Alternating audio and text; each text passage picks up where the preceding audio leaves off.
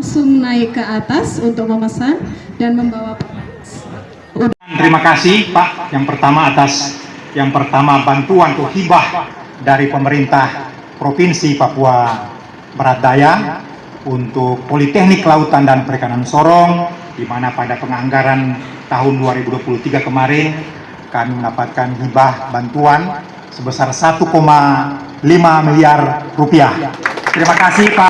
Bus Taruna ini mendukung sepenuhnya kelancaran kegiatan mobilisasi praktik Taruna di luar kampus dan kegiatan pengabdian masyarakat dari Bapak Ibu dosen Politeknik Kelautan dan Perikanan Sorong. Kemudian juga kami mendapatkan pembangunan running track di depan sana. Mungkin Pak PJ sempat melihat ketika turun dari mobil. Running track ini sekali lagi diadakan tentu untuk dari kami sendiri akan bermanfaat untuk fisik, mental, dan disiplin, latihan, olahraga, dan seterusnya.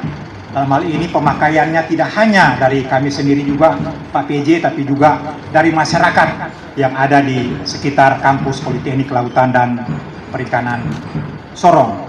Selanjutnya pemanfaatan anggaran juga kami peruntukkan untuk kelengkapan dari ruangan pelayanan publik Politeknik Kelautan dan Perikanan Sorong, yang juga kemarin sudah dikunjungi ruangan tersebut oleh Pak PJ Gubernur. Jadi pemanfaatan ini semata-mata sekali lagi atas arahan Pak PJ Gubernur untuk kita semuanya di Politeknik Kelautan dan Perikanan Sorong.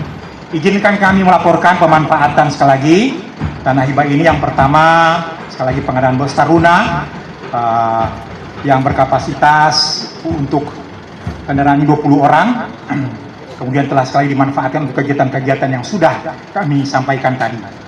Running track panjangnya ini 319 meter, memiliki daya tampung sampai dengan 100 orang, diperuntukkan multifungsi Pak PJ, dan sudah kami manfaatkan memang sepenuhnya untuk pembinaan fisik, mental, disiplin dari para taruna-taruni yang ada, juga oleh masyarakat yang ada, tentunya dengan harapan akan terbentuk mensana in corpore sano, artinya dalam tubuh yang sehat terdapat jiwa yang kuat.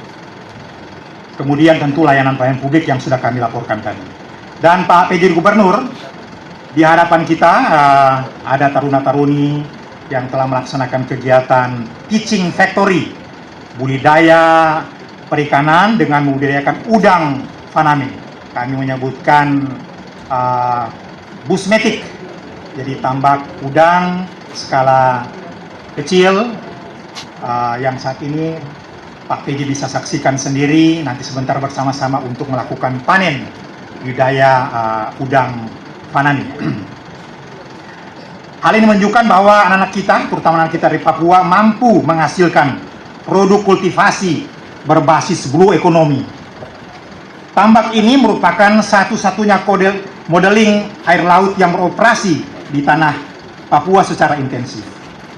Tambak mulai dioperasikan sebagai laporan mulai tahun 2014 dan telah menjadi lahan pembelajaran tentu bagi para peserta didik kita, para taruna-taruni, lebih khusus untuk program studi teknik budidaya perikanan.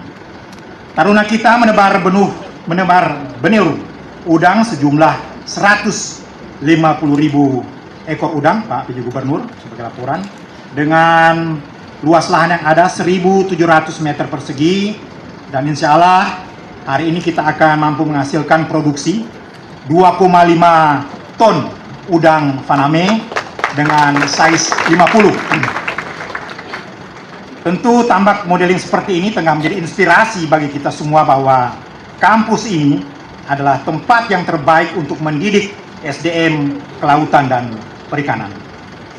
Insya Allah juga hari ini Pak PJ Gubernur, kami juga akan memulai penebaran benih nener atau ikan bandeng di tambak Wanamina atau silvofishery, suatu model budidaya terintegrasi dengan mangrove, dengan nuansa ekologis, dan insya Allah kolam ini akan kita manfaatkan untuk penebaran seluas 1.250 meter persegi, akan ditebar nanti 4.000 benih bandeng, dan ini juga menjadi salah satu bagian dari peningkatan kompetensi peserta didik untuk kegiatan budidaya itu sendiri. Ini yang berdiri depan kami adalah para taruna Madya, program studi teknik penangkapan ikan dan mekanisasi perikanan yang telah menyelesaikan pelatihan basic safety training.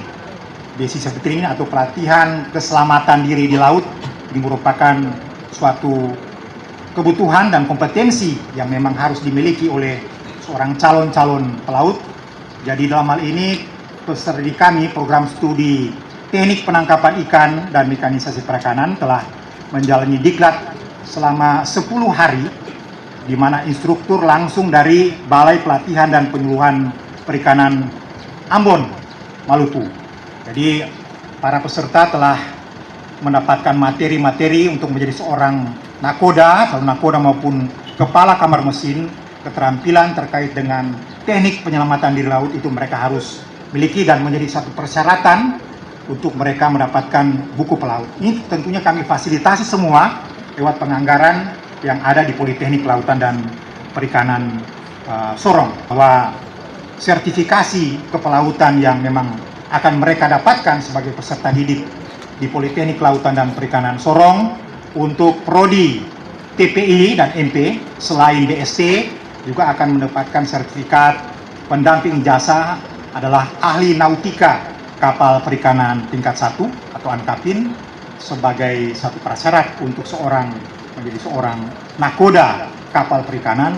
Kemudian ahli teknika kapal perikanan tingkat 1 atau ATKAPIN sebagai prasyarat untuk menjadi seorang kepala kamar mesin KKM sebuah kapal perikanan.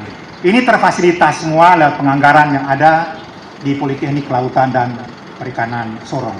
Kita akan mendapatkan sertifikat-sertifikat lainnya seperti SLAM, Pak PJ Gubernur, karena kita tahu bersama wilayah kita ini sangat strategis dan kita berada pada wilayah Papua dengan tentunya keanekaragaman hayat yang luar biasa, sehingga juga pemberian kemampuan untuk menyelam menjadi calon-calon pemandu wisata juga kami siapkan untuk peserta didik kami. Sementara untuk yang program studi teknik budidaya perikanan yang sebentar bersama Pak PJ Gubernur kita akan sama-sama laksanakan panen udang, ini diberikan juga sertifikasi. Yang pertama CBIB, cara budidaya ikan yang baik. Kemudian ada CPPIB, cara pembuatan pakan ikan yang baik, dan sertifikat MPM, manajer pengendalian mutu. Ini semua menjadi sertifikat kompetensi Pak PJ Gubernur yang memang akan menjadi bagian, akan dimiliki oleh peserta didik kami, dan tentunya akan sangat-sangat menunjang ketika mereka selesai, tidak hanya mengantongi ijazah diploma 3, tetapi juga dengan sertifikat-sertifikat kompetensi yang sudah kami sebutkan tadi, dan itu menjadi kebutuhan di pasar kerja tentunya. Ini yang menjadi laporan